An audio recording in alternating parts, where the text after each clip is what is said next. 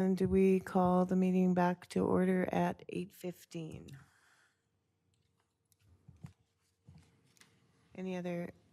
Okay, Jamie, please. Sure. So through the chair, I'd just like to recommend that council disregard the information that was just presented by staff because it is new information. It wasn't included in the package that was shared with the public. So please disregard that. Secondly, I'd like to just remind council that the focus tonight and the issue is the land use, is not traffic, it is not parking demand. Parking demand was generated and reviewed through the development permit process several years ago. Thank you. Councillor Peterson. Yeah, thank you. And in terms of land use, I am in favor of this. I do live in proximity in the unflattering area to which Mayor Fuel often refers. And in terms of the usage of the space, regardless of parking or roadways, I live across the street. I live on 2nd Street on a very narrow street in an old area of town. On the street that I share with Sacred Heart Academy and the daycare next door to me and Dairy Queen at the end of the street. So every day, about 500 kids in the morning and the afternoon are picked up on that really, really narrow street.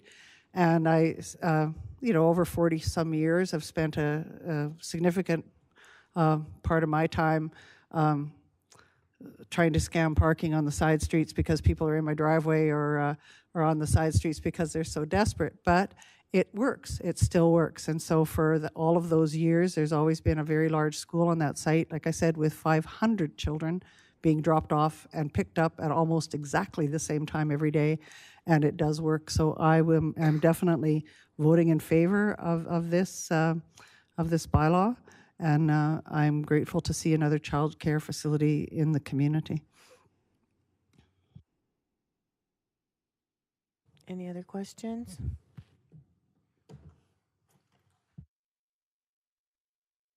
I'll call the question. All in favor? Opposed? So it's lost. Defeated.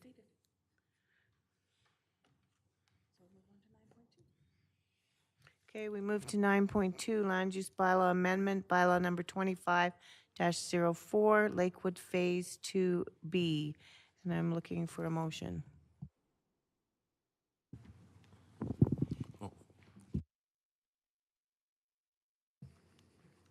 Welcome, Chuck. Thank you, Your Worship. I just have one slide to show for this last little bit, Claudette, if you don't mind bringing it up. I just want to direct council to page 161 out of 431 of your agenda.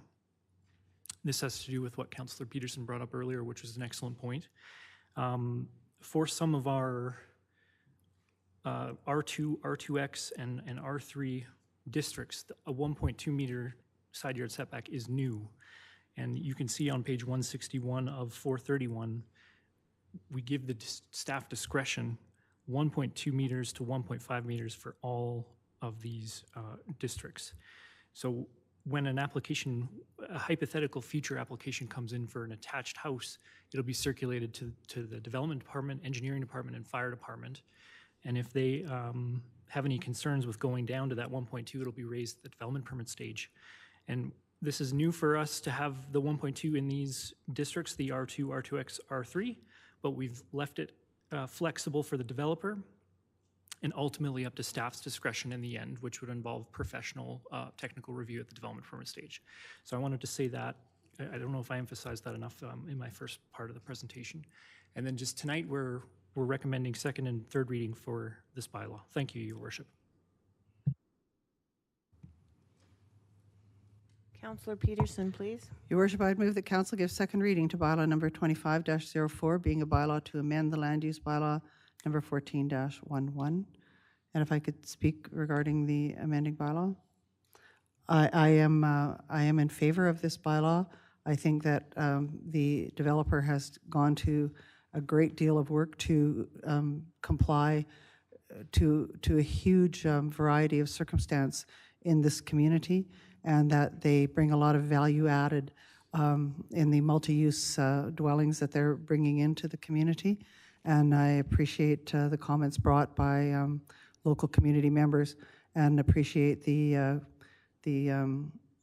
the processes that I've seen in the diligence of our own planning, and I will be voting in favor of this. Thank you. Okay, I would like to call the question. All in favor? Opposed?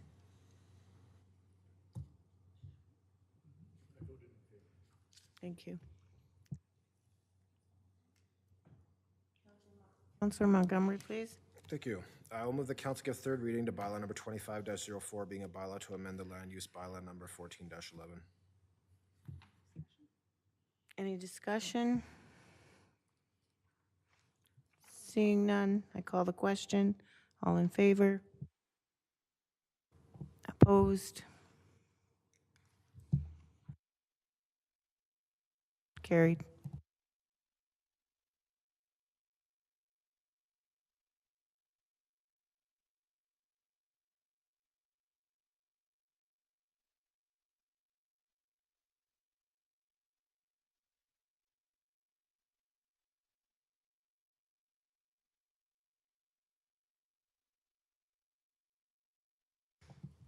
Okay, 10.1, 2024 Recreation and Cultural Needs Assessment. Final report, please. Thank you, Marcia.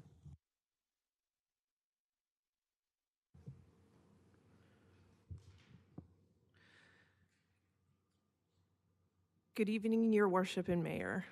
My name is Marcine Mansbridge. I'm the Recreation and Culture Manager. We're excited to have the opportunity to present the final report of the Recreation and Culture Needs Assessment this evening. This assessment will be a vital step in understanding the wants and needs of our community when it comes to recreation and culture offerings. It provides valuable insights into the current landscape and will help guide future planning and development.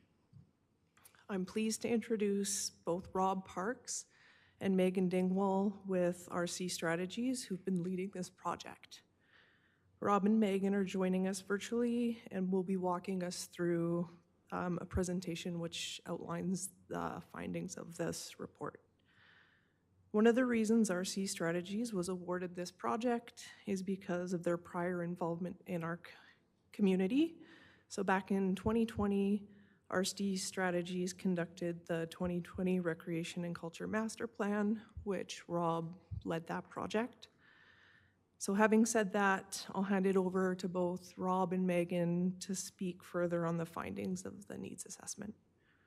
Thank you. Great. Thanks very much, Marcy. Can everybody hear me clearly?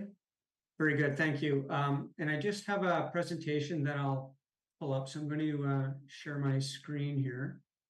Doesn't look, oh, here we go.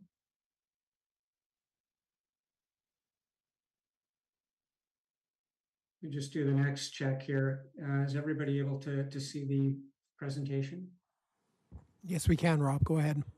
Very good. Thank you. First of all, I'd just like to extend a thanks on behalf of Megan and myself for the flexibility that we've been afforded in doing this presentation virtually. So it hasn't gone unnoticed on our behalf that it's a privilege to be able to do this. So thank you all very much. As Marcy mentioned, Megan and I are both with a company called RC Strategies, and we're pleased to have the opportunity to do some additional work in the community. It's always a pleasure for us to be able to come back and work in a community in which we've worked before. You know, there's some level of familiarity, and I would say it gives us an occasion too to meet people again who we've had some interaction with before. And actually, one of the events that we held there, the one open house, we did run into a couple of people that we've seen before. One other thing maybe I'll just mention about us is we did do some work with the Agricultural Society and Rodeo on their facility, and so that might ring a bell for some of you as well. So just a little bit more familiarity. And then last point before I get into this, and sorry about extending the time, I just wanted to acknowledge a colleague of ours, Brad King with Lord Cultural Resources. We know the importance of culture, heritage and culture in Strathmore, and so we thought it was important that we brought Brad on from Lord Cultural Resources, a specialist in that field, to host some of the meetings that we had with some members of your cultural community. So with that, let me just going. So briefly, Marcy did talk about the purpose of the needs assessment. So I'll speak to that quite quickly. I just wanted to remind all of you about the components that went into the needs assessment. And then probably as much as anything, just really get to the outcomes of what we have. Two main components, the facility and the amenity framework element. So I'll spend a little bit of time on that. And then we do have some conclusions that we've arrived at through our research. So again, Marcy talked about this Recreation and Culture Master Plan. And so when we were provided with the opportunity to bid on the project and subsequently got it, we had a number of conversations actually back probably in June of last year, really about the whole purpose of the project. And it really was to try and gather an understanding of community need. The master plan adopted in 2020 with that 10-year horizon. Some communities do them a little bit sooner than sort of that 10-year horizon, but I think there's lots of good things that are in there, lots of tools and recommendations I think that do carry on. But don't need to tell you, there's been some changes in Strathmore, and so you as a town and through administration felt it was important to maybe just do an update on what the context is in the community, and really that's the part of this for us. I guess kind of a main point on this really is the needs assessment really is the research component of it, and often you do a needs assessment along with a master plan, and in this instance, because the master plan still has some validity and some legs there, it really is the research component of it. And so the information that we've gathered combined with other information that you as a town have, that your administration has, and other information as it arises, all will be used in concert to make some decisions about the provision of services for recreation and culture. This really, in some ways, could sort of stand as a bit of a table of contents for the needs assessment. And I'm going to speak briefly about each one of these elements, and for sure you'd be able to read through the document itself, but kind of key components that we would look at when it comes time to doing an assessment like this. So demographic analysis, we really do need to have an understanding of, what the growth has been like in the community. Maybe there's certain aspects or areas of the community that's experienced some of those. So we've looked at that, the demographic makeup, and we've got a few maps that we've provided in this time around for the needs assessment that we didn't really have the capability to do before. So we've updated some of that information. So recognizing that, and that would be something, as I listened to some of the presentations and the discussions prior to ours, that I know that you're dealing with as a town, is just the growth that's there. Background review is just really that, looking at what exists in the town in terms of your plans or some of your strategies that are there. A big part of this is to try and tie the research that we're doing with other initiatives or efforts that you're doing as a town. So we know that since we did the 2019 adopted in 2020 work, you've had a new IDP, there's been a social needs assessment, there's been a number of other pieces, and we just wanted to acknowledge them in there to kind of be able to dovetail certainly through this, but in subsequent efforts, when this information is being used, it does connect up with that other effort that you've been doing. Program review.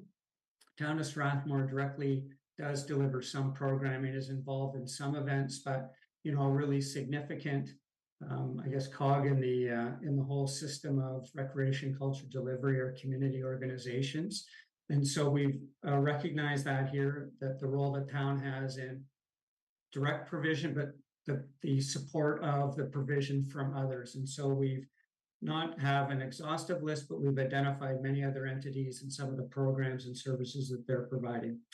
The facility utilization analysis component, there's two things with that really, but as you can appreciate, we need to look at, the facilities, the amenities that you have, and get a bit of a sense on how well they're being utilized.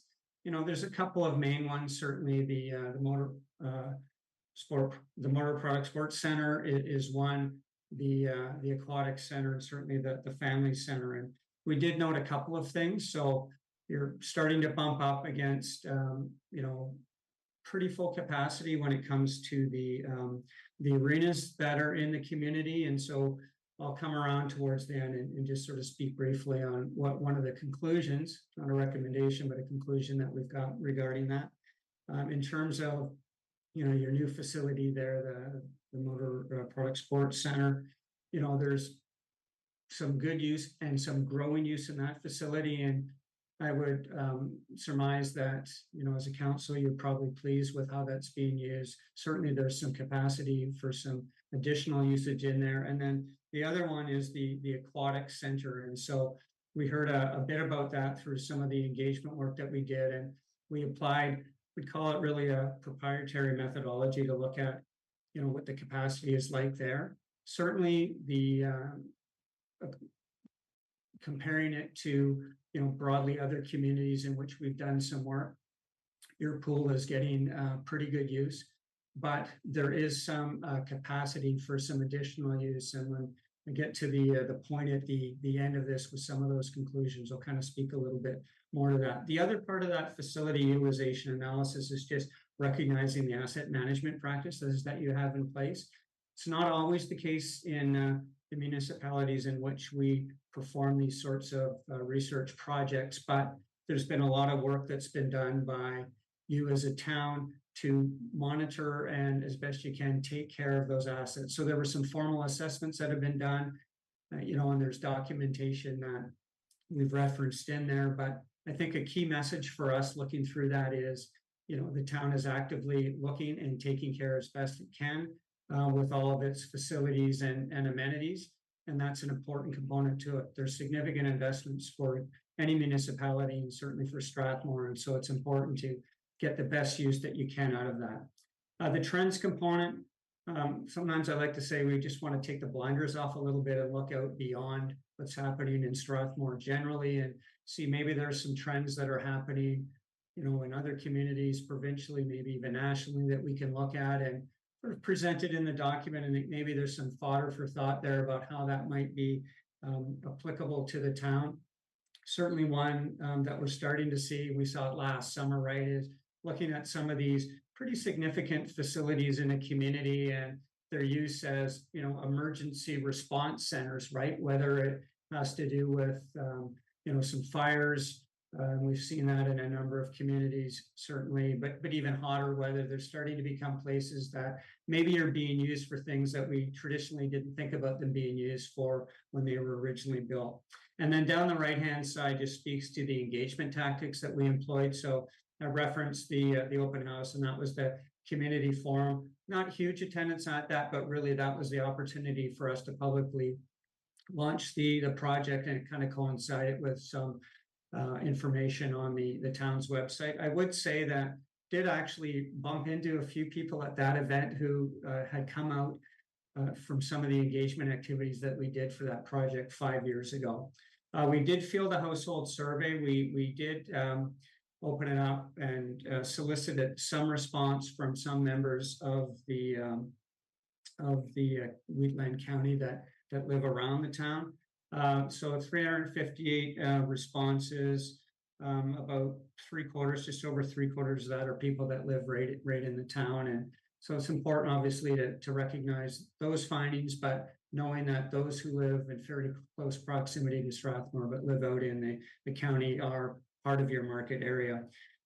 Interested to say that the findings of this are, I guess, in terms of the numbers, were fairly similar to what we collected in that 2019 survey. We did field a survey with groups. You can appreciate we want to talk to residents and families in the community, and also to groups that are actually delivering some of those. And then the group conversations, and this is where a colleague from World Cultural Resources came in. So we got a fairly extensive list from administration on who we would want to touch base with. And the idea was this would give us kind of a fulsome look into, the desires and needs from groups in your community. So this included arts and cultural groups, as well as what you might think of as traditional sport and rec. And then we did involve some others in there, some members of the business community and so on. And so this sort of all together gave us, I think, a good insight into the community, and then we used that and presented it to come up with some of our conclusions at the end.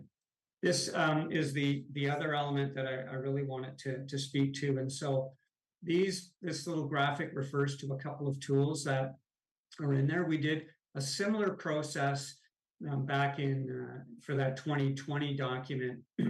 We've I think changed and have a bit of a better methodology for the service level assessment. The prioritization is sort of a similar thing, but I guess a key element of this is, once we're done with this and we leave it with the town and your administration, these are tools that can be used as new information comes forward, whatever that information is. So there might be different grant opportunities. You might have different issues to rise in the town. And so this is something that you could use, whether it's next year or even on down the road.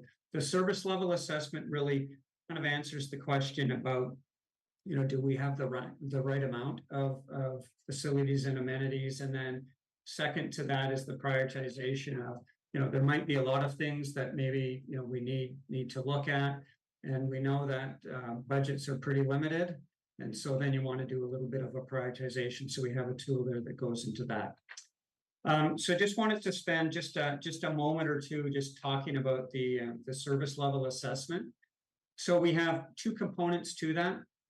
We have a supply element, and that's sort of that top bar, and then there's a demand one, and that's how we've looked at all of these different activity kinds of spaces. And so from supply, we have those different headings from the amenity condition to, are they relevant? Are they meeting sort of current expectations? Is there capacity in there? Is it really open for the broader public, or is it maybe have limited access to the broader public and is more sort of tied into just access to groups? And then, what is the provision?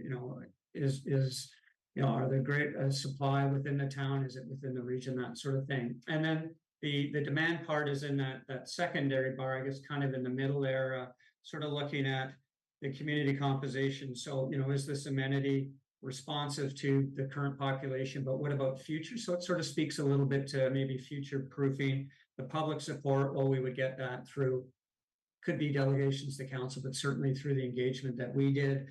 What's the participation like? Is it a local participation? People coming in to use it, and is that changing the trends we talked about? And then we do have event hosting in there that we recognize that's a fairly important thing for Strathmore. So anyway, we do all of that scoring and all of that, and then we end up from that in one of three bins, and that's what that part is on the bottom: enhance, protect, and then limit, innovate. And really, it's kind of being driven by demand. So if you have a low demand for something, then, if you have a facility or amenity that's experiencing low demand, there's a couple of ways that you can approach that as a town.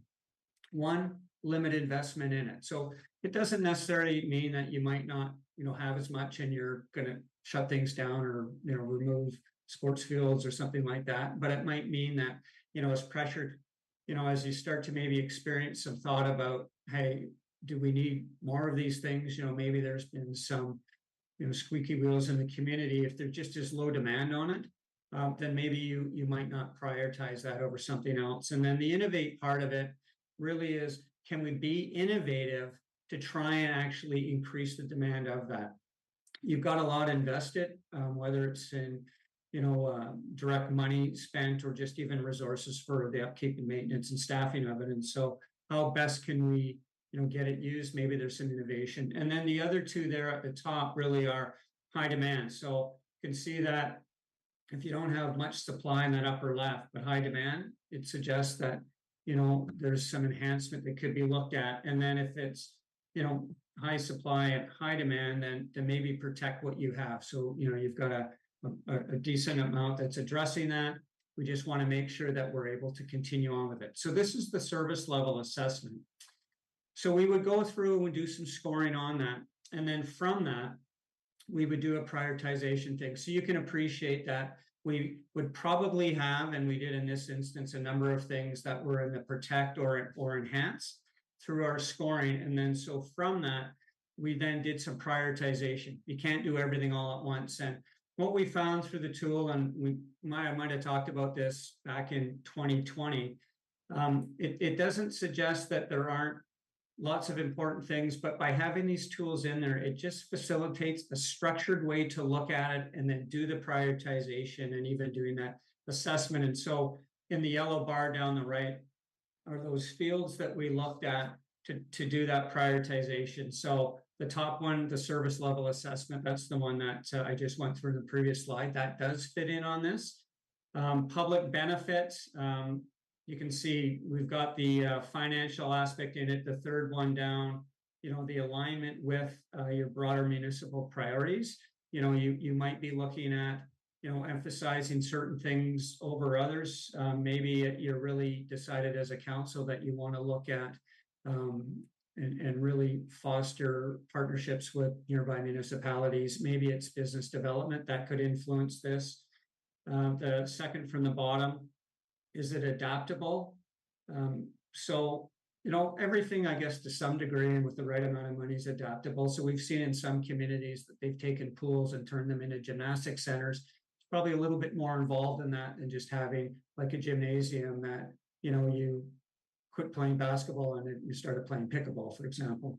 And then the last one there that we put in is, does the amenity enhance the recreation, arts, and culture system? And so part of that, we've recognized that, you know, culture is important. Some communities in which we've done planning like this, it's just been a recreation plan, and culture and arts has sort of fit beneath that. So anyway, we've done all of that scoring there, and then you'll see the text on the left there is really what we came out with for high priorities, and you'll see the list there from 1 down through 10. Because as a high priority, it doesn't immediately mean that as a town you need to go out and start, you know, completely investing in it or developing more. There's, you know, a bit of stuff in all of that verbiage there that talks about, you know, looking at, do we need to do some things really to maintain and update a user expectation? And so, you know, if we were just to take something as an example only, you know, an arena that was built 50 years ago probably doesn't offer the user experience that users expect that then one might have if it was developed in the last year. You know, and you could think about that even from size of change rooms and dressing rooms to a variety of other things. So part of this is saying, hey, you know, if it's a higher priority, maybe we need to look at those sorts of things, figure out really what the expectations are and what is the functionality. You know, is there dry land space in some of these places? You know, if you're looking at new, the next part is a feasibility study that could be conducted that really looks at what are the needs, you know, what would the programming be, et cetera. So there's a couple of things that would go along with something that came up as a high priority item. Just wanted to address for a minute, just quickly, I'm not going to go through all of these on here, but number 2, the Performing Arts Theater, and we have in brackets 250 seats. We put that in there, that was in the questionnaire, and we wanted to maintain the questionnaire similar for this time around as we did in the previous one, and we had that. And really, that was just to signify that, you know, this is a theater space that is purpose designed to support, you know, those kinds of productions. And so, you know, is it 250 seats? It may or may not. And this would be an example of one that there would be a feasibility study on. I mentioned we had you know, a colleague from Lord Cultural Resources on there and spoke about this whole thing with him at length. And I guess I'll just relay his comment as it comes regarding that is, you know, there really isn't sort of a standard number of seats, but by having that identified on there, it just suggests that, you know, there's a need to look at, you know, sort of a specialized performing arts space that may have 200 seats, may have 100 seats, may have green rooms, all of those things, don't know what it is, and that would be found out as you go and do a specific study relating to that. So that was that part, and then I've got a couple of slides here on some of the conclusions we arrived at, and then I'll stop the sharing and turn it over to you. So first one, again, conclusions just from the research, not recommendations. You've got a growing community and there's growing demand. So look at doing some investment in some facilities. Again, you know, maybe you've got other priorities that are taking your attention, both in time and funds, but just from this research, growing demand, growing community, consider some investment in that. The working with the regional partners was important. So we know that some groups are going outside the community to fulfill some of their programming needs. We know that some of your regional neighbors are experiencing some heightened demand for some of their facilities, and so we think that there's some opportunities. And I know you are doing some of that, but we wanted to recognize the importance of working with your regional partners on some of these things. Number 3, about the programming gaps, we did ask some specific questions in the survey, the resident survey, about that, and this sort of just references back to that component to it. Communications. This is sort of one that pops up in a lot of communities, and there's certainly where I think it was between a quarter and a third of people just say, hey, we're not really aware of these things. And when I make this kind of a statement, typically people in communications in the municipality just gnash their teeth about it because there's lots of effort that goes about it. And I think this is one of those things that, as people look to different channels, it's just a continual effort to try and get those messages out there.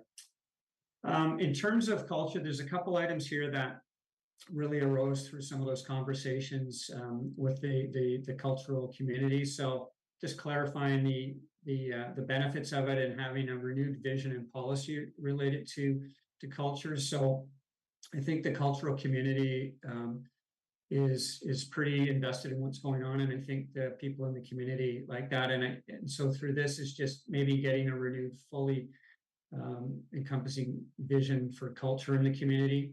The additional town staffing support really talks about getting some administrative support, again, for some of those cultural groups. And by providing additional staffing support, this isn't necessarily saying, hey, you need to go out and hire somebody, but what we found through this is, if there was some staffing time that could be devoted specifically to some of those cultural groups, that there would be an appreciation of that for them.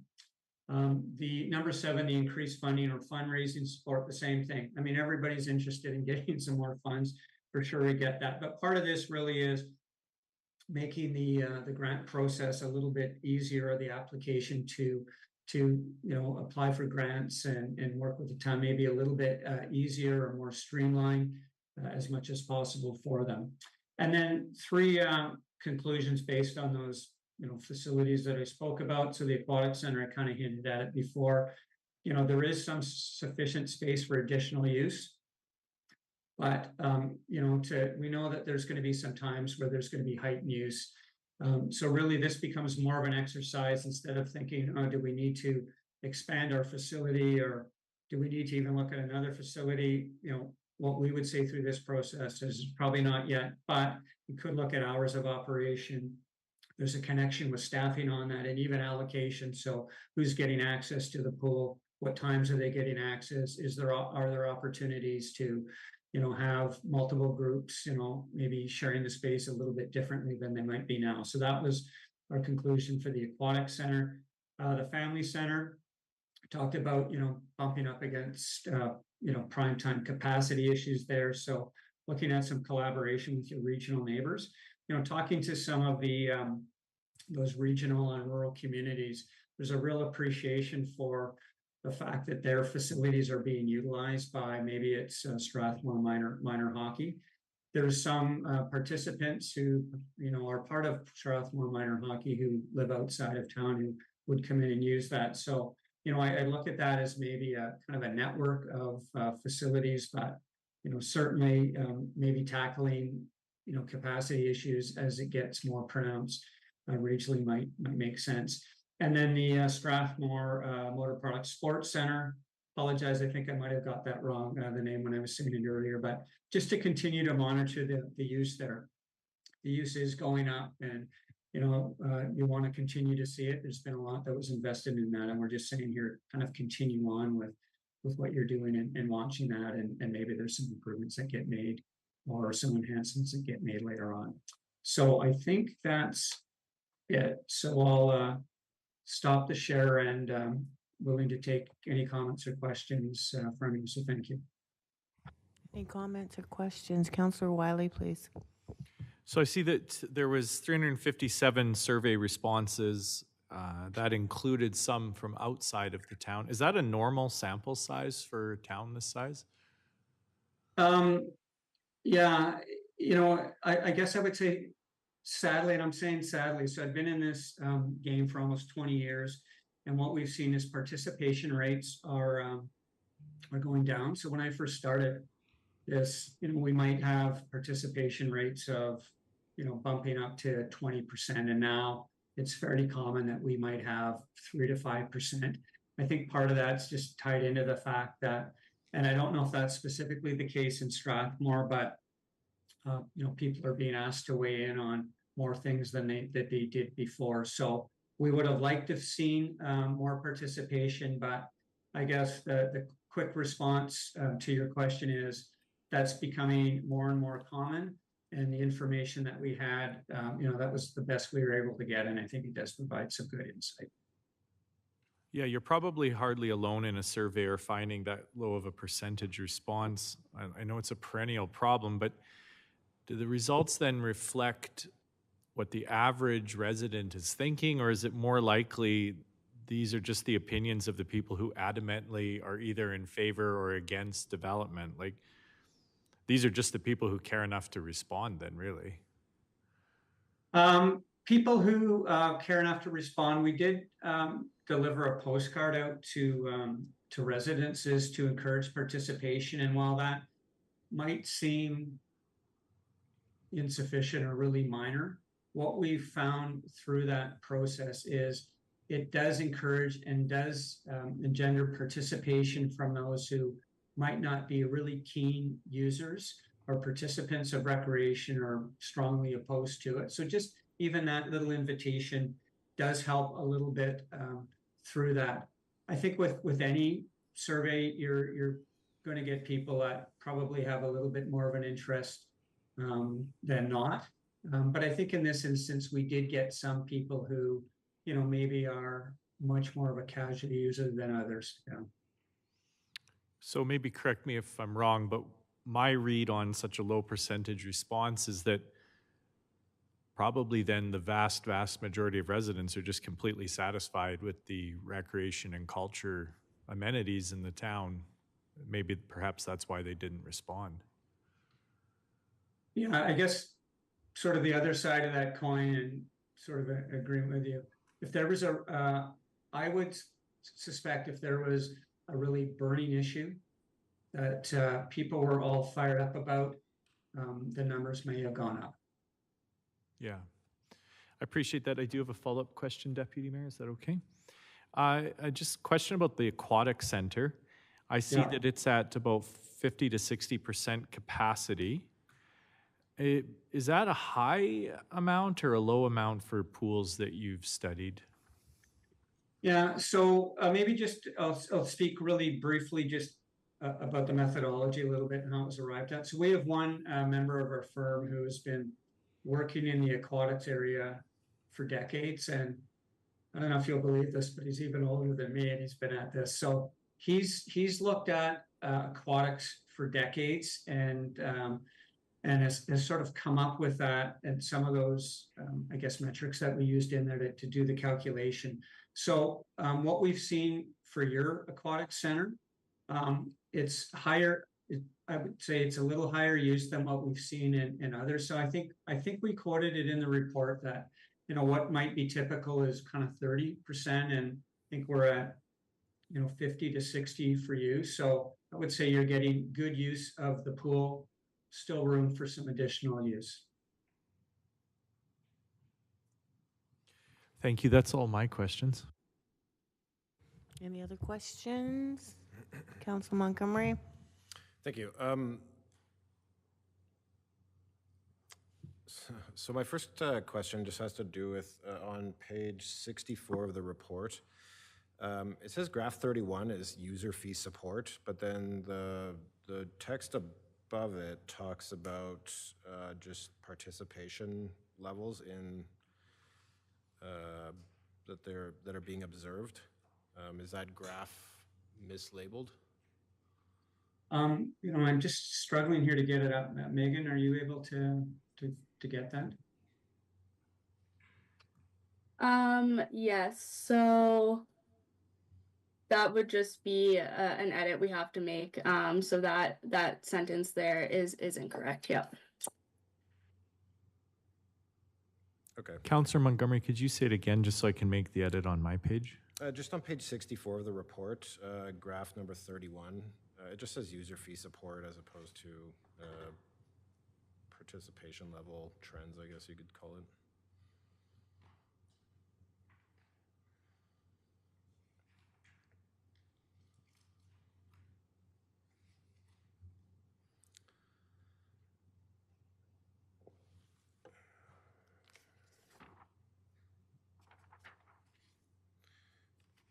So sorry, so now I managed to get it up there. So, yeah, graph 31, yeah, that's asking people if they have a willingness, right, to support additional user fees. And then, graph 30 is speaking about kind of what the level of, or the size of their groups, yeah. So Megan, you've got that? Okay. Thank you. So my next question is, it refers to on, so page 71 of the report regarding graph 40.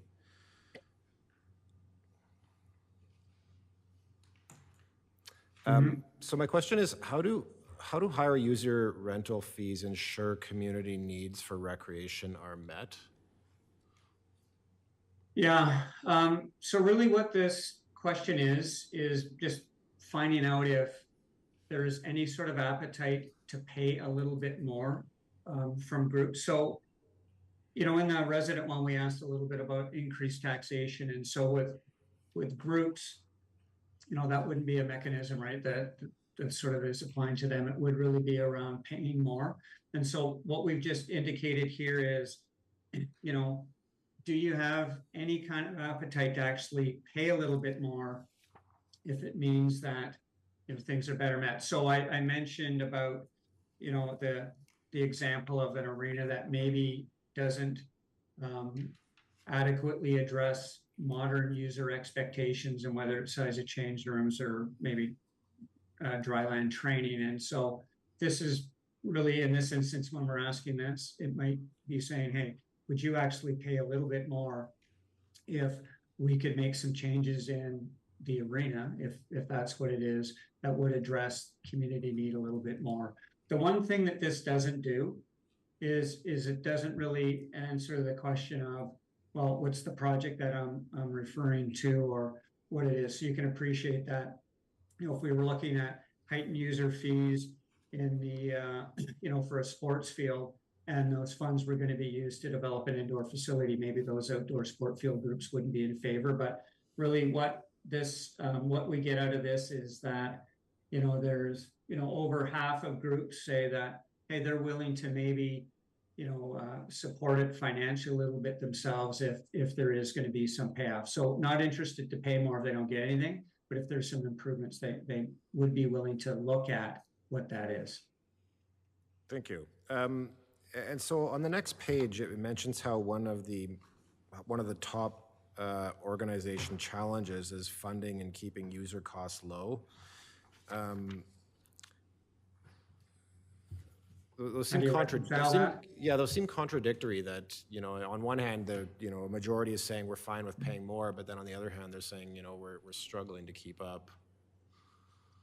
Yeah. So the way I interpret this, and I mean, there's lots of interpretation in these graphs for sure, is so right now when we ask them about the challenges, hey, what are you dealing with now? And they're struggling with some funding and keeping the user fees down. That's their current thing. The previous one, and maybe part of it might have been a little bit of the order here, but when I think about the previous one, it's, hey, if we're able to maybe make some enhancements or improvements to what is available in the community, would you pay more? Then I would look at this, and the way I would reconcile that is those groups would be willing to do a couple of things. Maybe they're willing to do a little bit more fundraising. Maybe at that time, if there's a a project that they can sell to their members, they would be willing to actually increase some of their fees to be able to, at the end of the day, address that need that they have. Okay. So it sounds like you're saying that people want value for their money. Value for their money, and there is some level of appetite that there's willingness to pay to get something more. Yeah, thank you. So on page 82 of the report, if I could.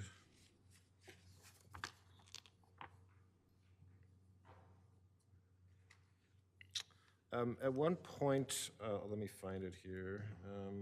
So the very bottom point on the left under 7.8, it just mentions that user fees and subsidies need to reflect community taxpayer support, and the rationale should be shared with sport organizations.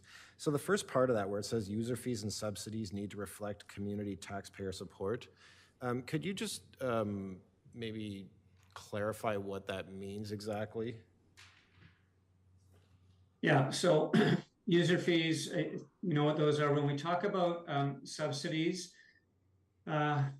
often municipalities subsidize the use of their facilities. So it would be rare that all of the user fees that come in actually pay for the operation of the entire facility. So you want to ensure that in this instance that the community sort of agrees with supporting some facilities.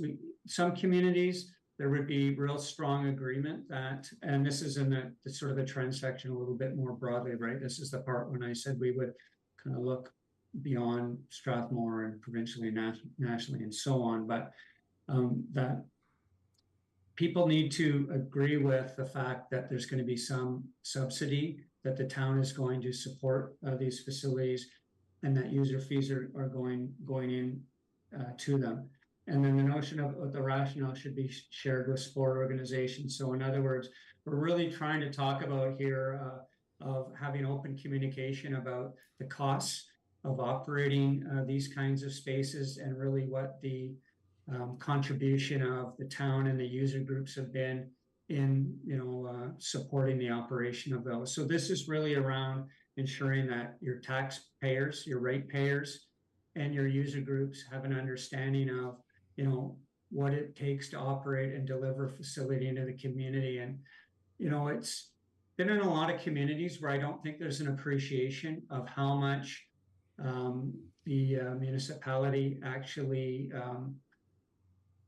how much time and money the municipality actually allocates to provide all of these opportunities in a community. But sometimes organizations think that they're really carrying the full load, when in many instances they're not. So that's really about a communication of cost of these things and the contribution of user fees and taxation to keep them going.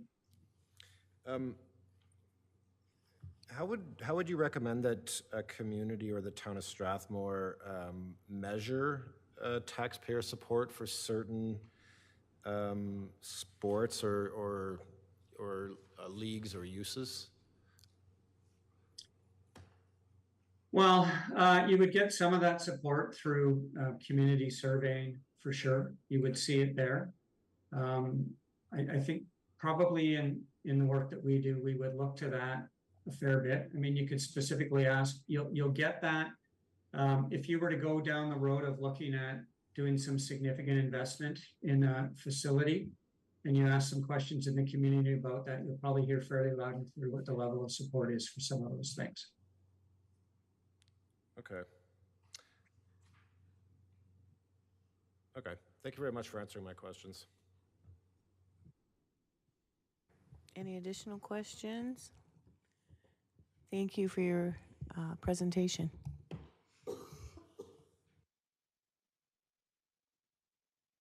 Okay, well, thank you very much. I appreciate the time. Thank you. Question for administration. How soon do you plan on kind of turning this into an action item or acting on it? Through the chair, sorry, just let me bring up the report here. As you can see in Marcy's report here, there's some alternative actions. Obviously, this report here is just brought, the needs assessment is brought for council for information. And the next steps kind of go back to council to how would you like to utilize this information here? Would you like to identify a specific facility or priority that was identified in the report? And if so, direct us to proceed that way. Develop a business case for said amenity, and then or change the priority matrix if something else should arise. Thank you. Thank you. Thank you. Councillor Peterson? So that does beg the question then that some action should be taken at this time, I'm assuming, in terms of this report, to action it in some way? Or should we just ask for it to be put onto a subsequent agenda for discussion around future action? That would be administration's recommendation. We've given some broad-based approach there, but a lot of these would be budgetary items. A lot of them would be, Right. There's probably 25 or 30 different things we could do, so we should have having that said discussion. With everything that's on your plate, do you have a recommendation of when would be the most appropriate time to bring this back? Well, we're a little tight for April, but I would suggest we could always come back at In the May? main committee of the whole. Committee of the Whole. So, Your Worship, may I make a motion? So I would move that the recreation plan be brought back to council at the May Committee of the Whole meeting for discussion and possibly actionable discussion. Okay, I'll call the question. All in favor?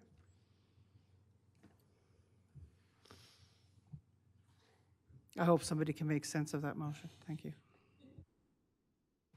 Okay, I have a question for administration. Now that 10.2 and 10.3 are back on the agenda, they're just for discussion purposes?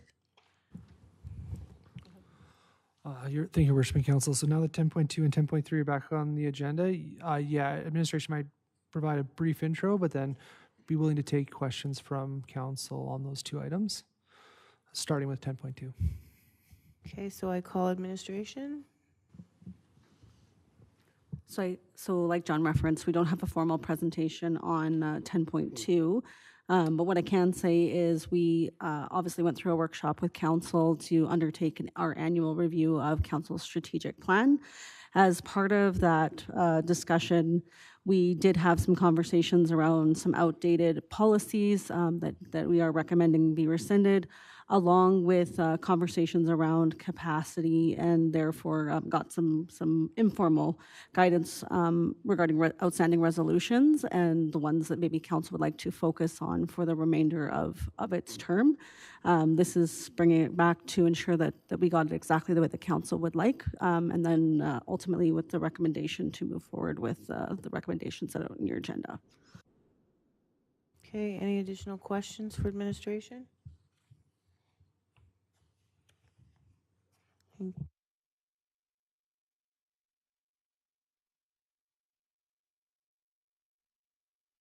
Okay, 10.3, 2024.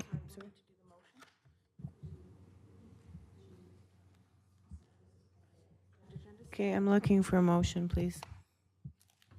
I will move that council adopt the 2022 to 2025 strategic plan as presented in attachment 1, and that council rescind the policies identified as dated as presented in attachment 4, and that council rescind the outstanding 2020 to 2024 resolutions as presented in attachment 5, and that council direct administration to undertake the work discussed during a confidential closed session to explore and leverage ongoing connections with post-secondary institutions.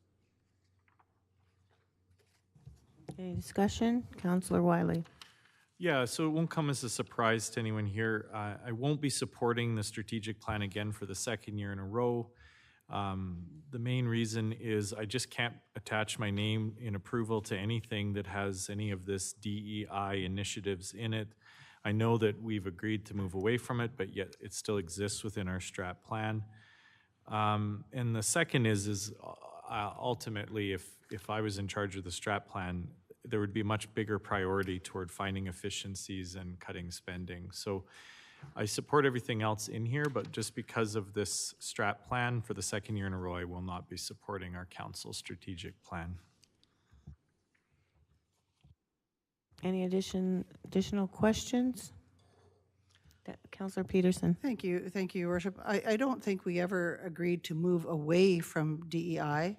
We did say that we would, nobody said that we would take it out of the strategic plan at any point.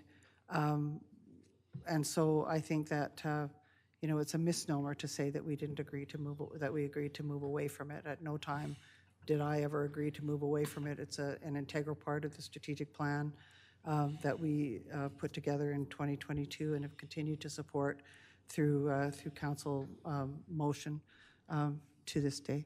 Thank you. Okay, any additional questions? I call the question. All in favor? Opposed? Passed. Carried. Now go to 10.3, 2024 reserve funding transfers and administration. Thank you.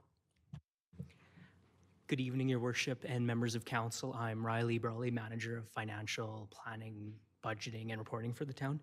The 2024 reserve funding transfers you see in front of you is just best practice in our world for allocating, in our case, surplus from 2024 to specific reserves, as well as carrying forward operating projects that weren't completed in 2024 that administration is requesting funding into 2025.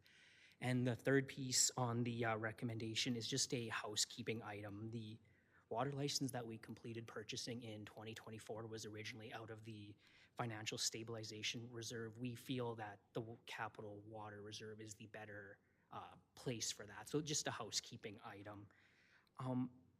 Other than that, I do apologize for the member of council has to read that entire recommendation. It is quite long, but is there any questions any members had of me? Councillor Wiley, please. I'm not sure if you're the best person to ask, and I'm going to be patient in getting the answers on this, but just so we all understand that property tax increases are broken down between what the town has had to inevitably increase and what the province is requisitioning in their education. What is the town's property tax increase that we're looking at for the 2025 budget?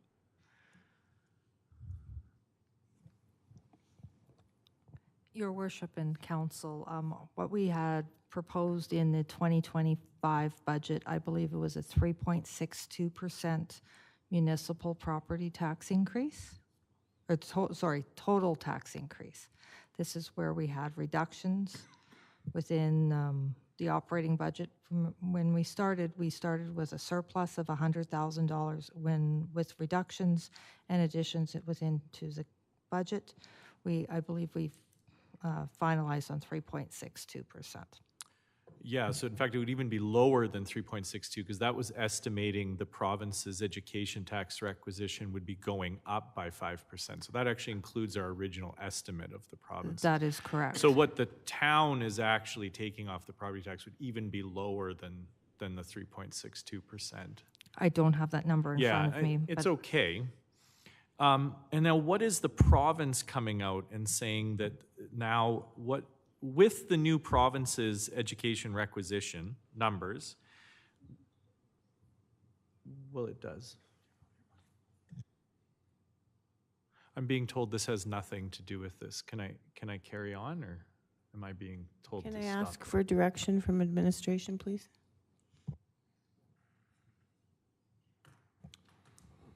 Thank you, Worship and Council. Ultimately, the debate is up to the chair to decide whether or not it is relevant to the topic. There's no debate. I'm just asking administration some financial questions. Yeah. And that would be ultimately up to the chair to decide. I think these are really good questions, Your Worship. I think that they belong under a different heading. That's all. No, this most definitely connects, I promise you. I think I have about 3 questions in a row, and it will make sense. I think it's, yeah, I think it's okay to ask the questions. I think that this is specific to reserve funds that, Yeah, you know, and exactly. decisions that This have is already very been. specific to reserve funds. Yep. I just don't know how it connects to taxes, but you're going to explain that?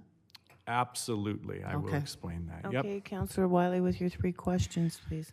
So what then is the province then upping what the resident can expect to have on their, what's going to be now the total tax amount that the resident sees on their tax bill because of the education requisition?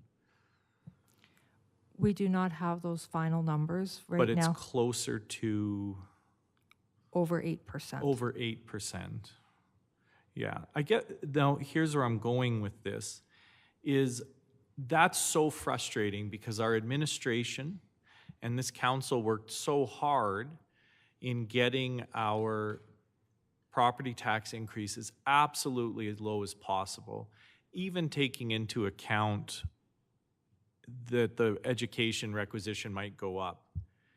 So I'm just curious to the rest of council, how would they feel about using this financial stabilization reserve not to subsidize the province's education requisition, but to bring down our portion of the property tax increase to 0%, so that when residents say to us, why is my tax increase so high on my property tax, our response could be, the town's percentage of that is 0. And I would just be curious, are we talking about 800,000 of this reserve would get our portion closer to 0? Are we talking closer to $1 million? Is there a ballpark in there that we could use from this instead of transferring it into our reserve to making sure that our portion of the property tax is 0? So for administration, what would even be a ballpark rudimentary number on that? I would actually have to get back to you. I don't want to give you misinformation. I wasn't expecting a question of bringing it to fair enough. 0%. I did not give this question to administration ahead of time, so I wouldn't expect them to have even a ballpark answer. So tonight, I guess what I would propose is that this could be put off until another meeting, until this question could be answered. Do you want to make that motion? Yeah, so I will make a motion that item 10.3 2024 reserve funding transfer will be put off to a future regular council meeting, at which time administration can come back with a proposal demonstrating how the municipal property tax increase could be 0. So we're open for discussion now. Councillor Montgomery. Thank you. So question for administration. And I just want to make sure I'm kind of understanding the situation. So our 2024 surplus, so, you know, the amount that's carried over that we didn't spend last year is 2.9 million, is that correct? Okay. And then this year we proposed in our budget to put, I think it was around 2.1 million into reserves, but then I think that got knocked down by a couple $100,000 or something like that. So we're putting, in our budget, we plan to put around 2 million roughly, 1.9 into reserves as well, is that correct?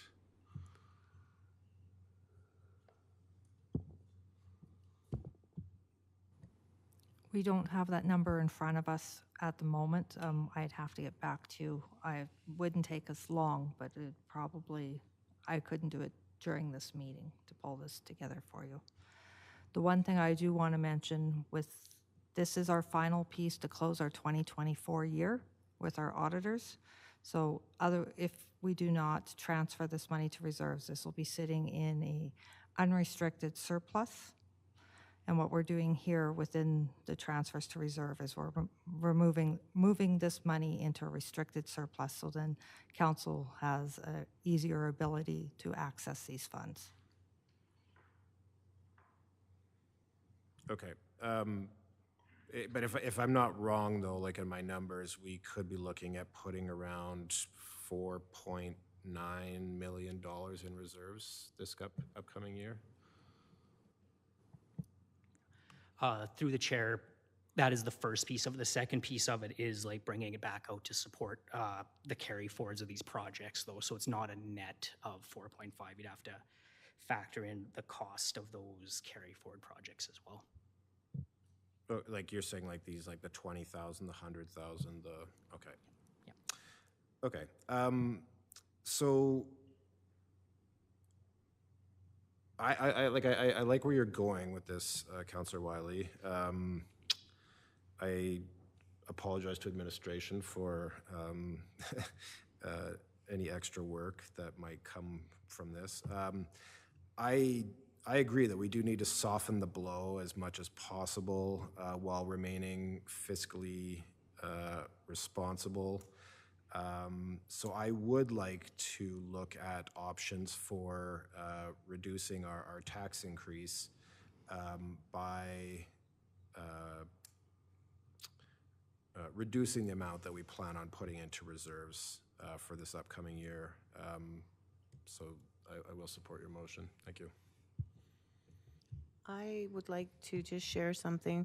When we were in Edmonton and Minister MacIver, this is a concern of all municipalities, we were told it was our task to collect it, not to absorb it as a community. Thank you.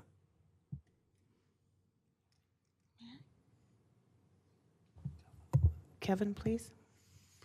Just a suggestion. I mean, you can put the money in reserves and pull it out later if you wanted to entertain absorbing it. But you know, I think what our CFO is trying to say is we need to get this done so we can close the books and meet the regulatory deadlines with the province on our reporting. Councillor Langmaid. Thank you, Your Worship. I was about to say the same thing. I think passing the motion as it was presented to us tonight doesn't prohibit us from making a future decision to transfer money from the Financial Stabilization Reserve to soften the blow of property taxes, as it's been said tonight. And we could always make that decision later and make that decision to transfer from the Financial Stabilization Reserve after this transfer has been made. So I won't be recognizing the need to move this forward to meet our audit requirements. I won't be suggesting the motion that's been brought forward tonight. However, that doesn't mean that I wouldn't like to possibly discuss it more at a future date when administration has the opportunity to gather some more information and be prepared for that discussion. Councillor Wagner, please. This is a question for Leanne and your group. It sounds good. I know the educational portion of the property tax is going to be fairly significant this year. And as Deputy Mayor Metzner said, it's our council's job to accept it, not absorb it, pass the information on to whoever is asking about these or asking these questions, that this is strictly a provincial government issue, and that we had no say in it. And that. But my question to you is, what would this do, and is it sound advice? I would say Minister MacIver is giving very good information that this is not something that municipalities should be absorbing. We collect on behalf of the province. It's a complete flow through. We don't keep any of that money. It's no different than any other requisition that we actually collect. Our responsibility to our residents here is ensuring that our municipal portion of our property taxes is used correctly. There was a number of items within our 2024 budget that never got spent. One of the big items here on the transfer was we didn't get the full cost of the RCMP. This is because they weren't at full members, and that is completely outside of our control. Our responsibility is to ensure that we are budgeting correctly and not running deficits. Thank you. Councillor Peterson? Thank you, Worship. I won't be supporting the motion because what I see before me tonight in this reserve funding transfer and carryover for the operating budget for 2025, this is the culmination of 7 months of planning, discussion, and debate. And it seems counterintuitive then to react in the moment to a movement by the provincial government. So I'm very much in favor of proceeding on the process of the premise that Minister McIver put forward to all municipalities. And I know that our council has already brought forward a level of taxation at 3.62% that represents a significant belt tightening, and it is going to cause some hurt in the community already. Since 2018, our councils have been really strongly encouraged to build reserves.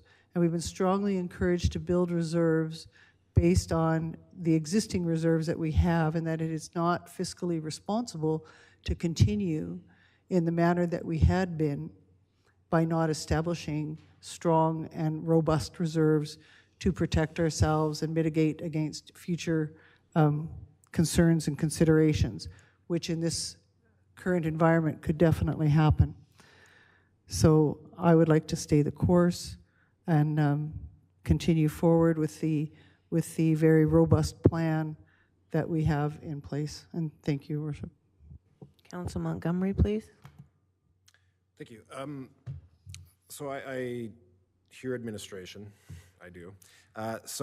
With that, I would like to offer an amendment to your motion, Councillor Wiley, for council to consider. So I will offer, and so Jonathan, could you tell me what Councillor Wiley's motion was? Thank you, Worshiping Council. And Councillor Wiley, please correct me if I get any of this incorrect. We have that Council Direct Administration to bring back item 10.3, 2024 reserve funding transfers to a future regular council meeting, and for administration to bring back recommendations or demonstrate how the property tax, the municipal property tax, could be brought down to zero. Is that correct? Okay, I'm actually not going to offer.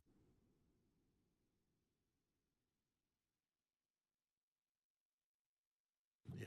Councillor Wagner, please. Yeah, I won't be supporting this motion at all either, because as Councillor Peterson said, we have been working hard to build up reserves, and we still have operating expenses that go on throughout the course of the year. And if we don't, if we reduce our municipal tax increase to zero, I have a feeling that it's going to put us in a bad position in a year or two, and then we're going to be hitting people with a 6, 7, 8% municipal tax increase. So I'm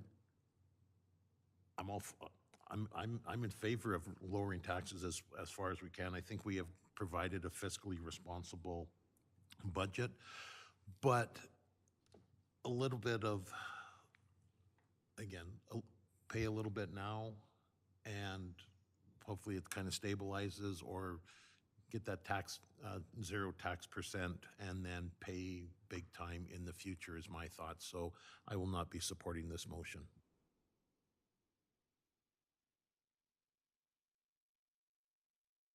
Any further comments? Seeing none, I call the question. All in favor? 1 opposed? Defeated. Thank you.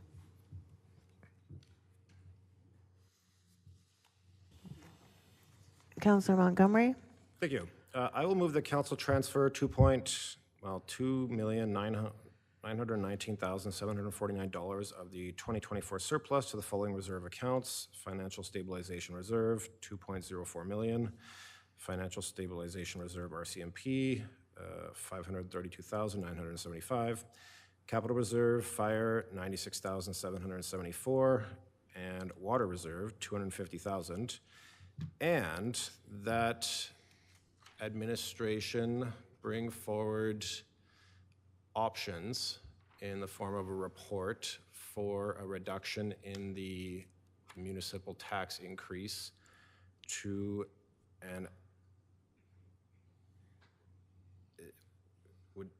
is like April too soon, or May? Do you guys want May, or? I think we need some more clarity because council's approved a budget. As I hear the motion, you're saying to unapprove the budget or do the budget again. So I think you need to be more specific.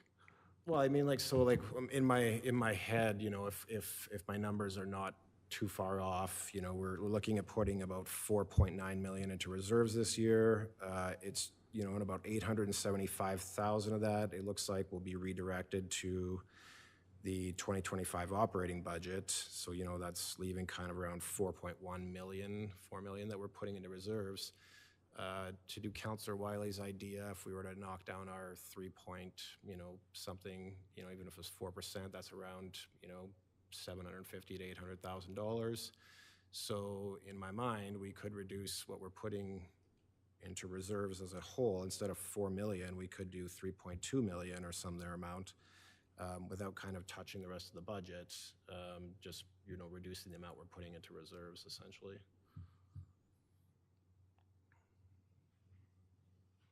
I have a thought, Councillor Montgomery. Why don't we pass the motion that's written here? And then after, I have one that I could propose that I hope would clarify to administration what I think you're trying to do.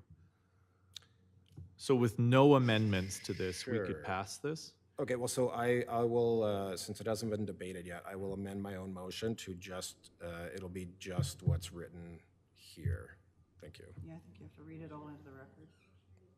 Okay, so I will move the council transfer $2,919,749 of the 2024 reserve to the following reserve accounts: FSR 2.04 million, FSR reserve or FSR RCMP 532,975, Capital Reserve Fire 96,774, and Water Reserve 250,000. Thank you. And then there's a second part. Yeah, I'll do that after if you don't mind.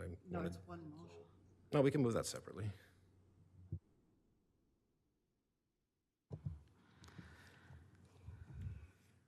Councillor Langmaid, please. Thank you very much. I'd like to move to amend Councillor Montgomery's motion to include the additional wording, and that council approve amendments to the 2025 operating budget for the following 2024 project carry forwards from the Financial Stabilization Reserve: Economic Development Marketing Material and Industrial Lands Consulting, $20,000. Communications, Community and Business Events and Promotions, $100,000. Building Maintenance Safety Program, $100,000. WHMB Construction Contribution, $463,400. WHMB Site Contamination Mitigation, $100,000. Medical Services Grant, $90,000. And that council approve an amendment to Resolution 047.06.23 to fund the water license purchase out of the Capital Water Reserve in the amount of $629,920. Councillor Montgomery, please. Thank you. So I wanted to keep it separate just so I could ask some questions about it, but I guess I will ask these now. So with the WHMB construction contribution, so it's been quite some time. I think it was April of last year that we got last updated by me actually on what the status and the numbers were for the lodge project. We haven't had any updates since then, so I guess my first question would be to administration, and that is, what is intended for the WHMB contribution or construction contribution, given that, you know, we haven't had any information about where the project is at lately? Well, this is a carry forward, carrying the money that council approved previously to carry forward. And, you know, we don't have any updates from the housing management body. It wouldn't be for administration to answer that question because we're not on the housing management body. But should there be a change, then the housing body would communicate that back to council and or administration, and then we would adjust the number accordingly. Thank you. And so I will ask our representatives on Wheatland Housing, Councillor Peterson and Councillor Wagner, when can we expect updated information about the Lodge project, you know, such as, well, all of it really. I mean, like, I'd be interested to see an update on that entire pro forma if we could see that. So when would that be coming forward? Correct me if I'm wrong, Councillor Peterson, but right now the pro forma is the same as what it was last time it was presented by our consultant.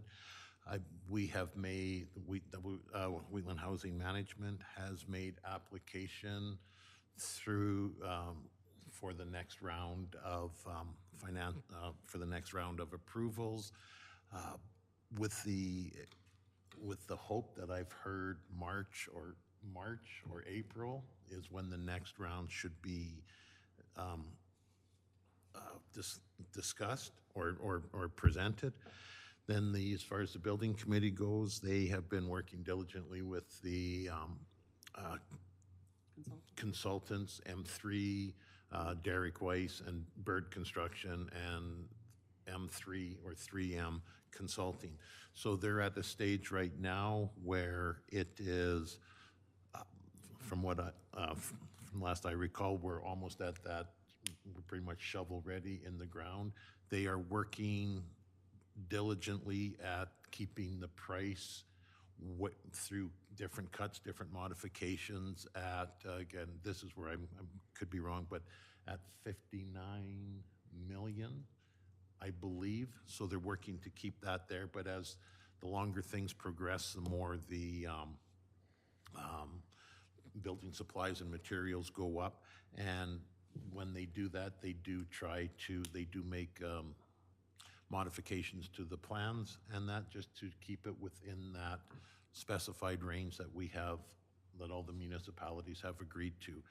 As far as any other update, that is all that we have right now, and just hoping to hear back from the province whether we are successful in our bid.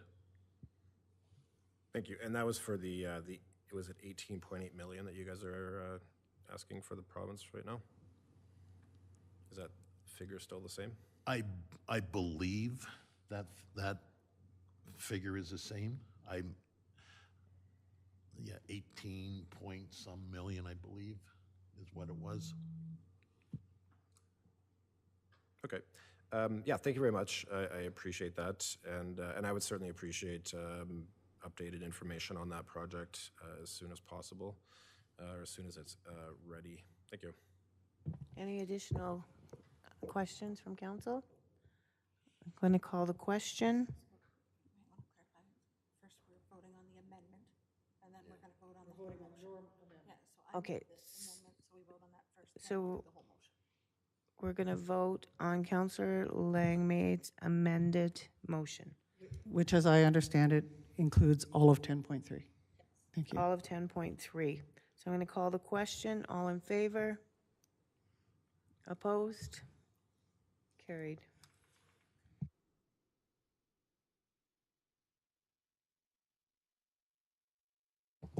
Okay, is there any additional discussion or questions on the whole motion? Seeing none, hearing none, I'm moving on to the next item. Oh, sorry. Okay. So what are we voting on now? The whole. Like all of 10.3. All of it, just to be very clear. Okay, I call the question for all of 10.3. All in favor? All in favor. Thank you, carried. Okay, so I have a motion that I think works for administration and I think council could consider. I move to direct administration to create a report on how we could take the money from the Financial Stabilization Reserve in order to bring the municipality's portion of the property tax increase to zero.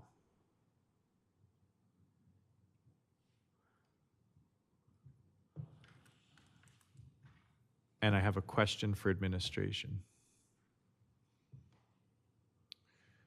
Does that affect the budget if I'm making a motion to take it out of the stabilization reserve? Well, I'll start and let Leanna finish it. You have you maintain a balance in the financial stabilization reserve. If you're taking money out to lower the tax impact, that's less money in the stabilization reserve for unforeseen expenses that come up. And I don't know, Leanna, you want to put some numbers to that, or you're able to? Currently, what's in the financial stabilization reserve that is uncommitted is about $360,000. With these additions going in, we've now added an additional $2.5 million. The RCMP money that we are transferring is also committed, that we're adding to soften the blow of the net when we get to the 90%. The $2.04 million is uncommitted at this time, and this will be the money that we can potentially play with. What this does do, though, is if we're going to withdraw money from the stabilization reserve, it is a budget amendment, and it does open the budget once again.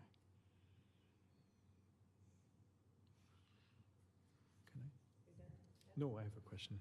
So the budget I approved didn't include this $2 million transfer from the surplus from the 2024 budget, as far as I remember. Yes, it did. Okay. Please be careful how you word your questions. Okay, I have no further questions. Council Wagner. A question to you again, Leanne or Riley. So if this passed, it would mean taking money out of our financial, out of our reserves. With our current reserves as they sit right now for a municipality of our size, how do our reserves look? Are we in good shape, adequate shape, or poor shape? I can say since the beginning of your term, your reserves have basically stabilized. They've we had the report in front of you at the early part of this year where we saw a little bit of a drop, and this is why we were so adamant on putting additional money into reserves.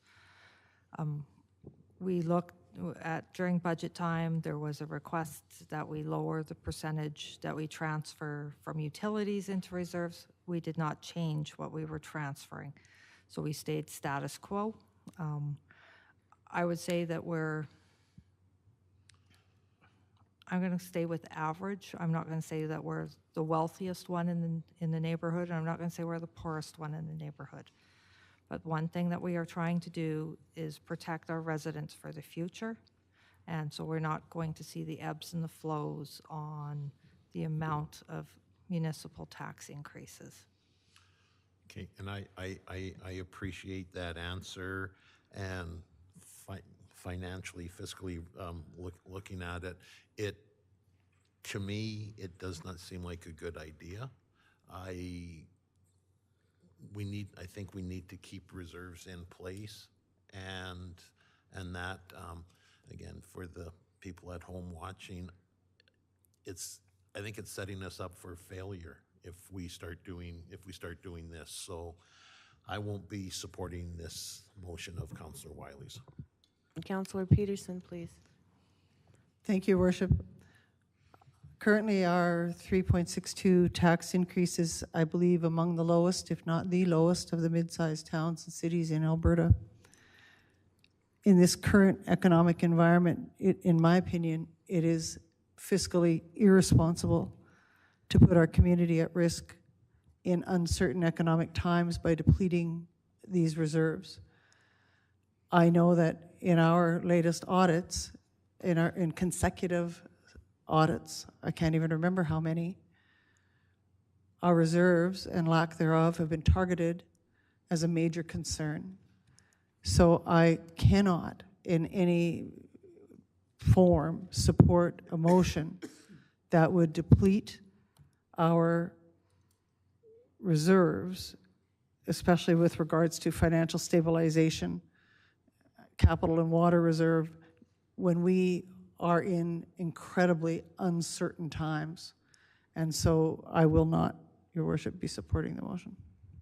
Council Lang may, please.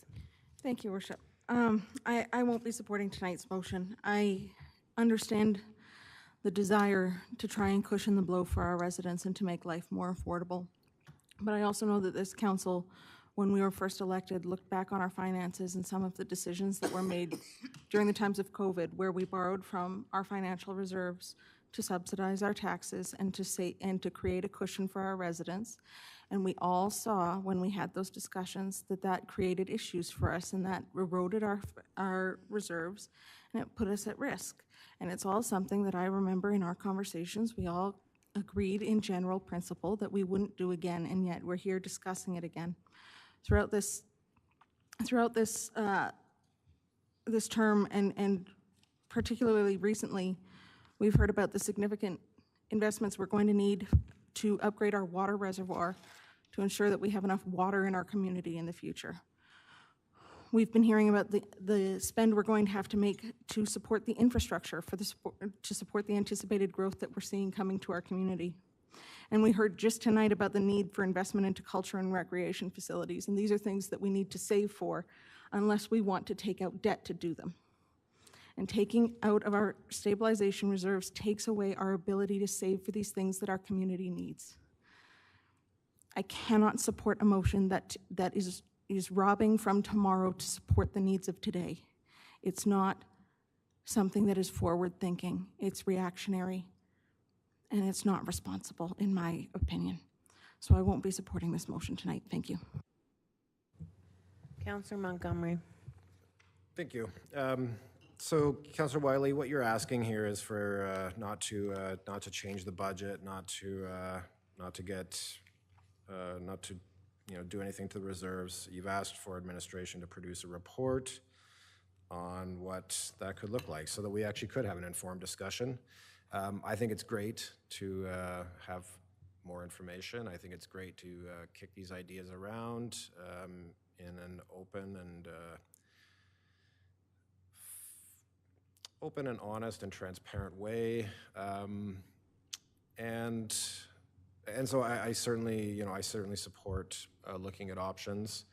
As I mentioned, we've planned to, and we will be putting in a fair amount of money into reserves already. And I guess, like, to the point about Minister McIver's statement about, we're just kind of the flow through, essentially. There is only one taxpayer, and whether that money's flowing, to the municipality or through the municipality or to the province or to the federal government, it all comes from our residents' pockets. And I think, it's incumbent on us, the town of Strathmore, the council of Strathmore, the province, and the federal government, I'll throw them in there too, to work together to minimize the negative effects or the negative impacts to all of us. And I believe that our council, owes our residents and the people that we represent to at least look at these ideas. It's easy for people to just kind of go, oh, whatever. It's why rob from today to, or why rob from tomorrow to kind of pay for today. There's people today that will not make it to tomorrow, figuratively, because of some of the decisions that governments, municipal, provincial, federal governments make that negatively impact the lives of people in this country, in this province. And personally, I believe that it's the least we can do. And I don't want to minimize the amount of work that administration has done, in preparation of this or in guiding us to be financially responsible. This is not, this does not at all reflect on you know, their work. This is, the province, you know, has kind of dropped a bit of a problem in our lap, but mainly it's a problem for the people in our community, and that's the people that I'm interested in serving, and that's why I support your motion to at least have administration produce a report that looks at this idea. Thank you. Thank you. I believe we've heard from all the councillors. I would like administration, please, to read the motion on the floor and then call for a vote. Your Worship, I'd just like to add one more point, if I might. I just want to say that I think in the next session of council, we could encourage this kind of a discussion. But we did spend 7 months discussing and debating and passing a budget. And I believe it's counterintuitive to consider bailing out now. Thank you. So administration, can you please read what's on the floor, please? Yes, thank you, Worship and Council. Councillor Wiley, please correct me if I get any part of this incorrect. The Council direct administration to create a report on how we can take money from the Financial Stabilization Reserve to bring the municipal portion of the property tax increase to zero. Okay, I'd like to call the question. All in favor? I'm not in favor. Sorry, I did that wrong. I'm not in favor. No. Oh, jeez. That doesn't work that way. I'd like to call the question again. All in favor? Opposed? Carried. Or defeated? Carried. So now we move to 11, councillor information and inquiries. 11.1, questions between councillors and council statements. Do any councillors have any questions for fellow councillors or wish to make any statements? Councillor Wiley. Tonight is my daughter, Penelope Mary Teresa's 12th birthday. And so, Penny, I know you're not still up listening, but I'll at least tell you I wished you a happy birthday. So have a great night. I love you, dear. Thank you. So don't see any other conversations. We're moving to 11.3, question and answer period. Do any councillors have any questions for administration? Seeing none, I go to 11.4, administration inquiries. None. 11.5, notice of motions. None. I would like to adjourn the meeting of March 19th at 9:40. Thank you.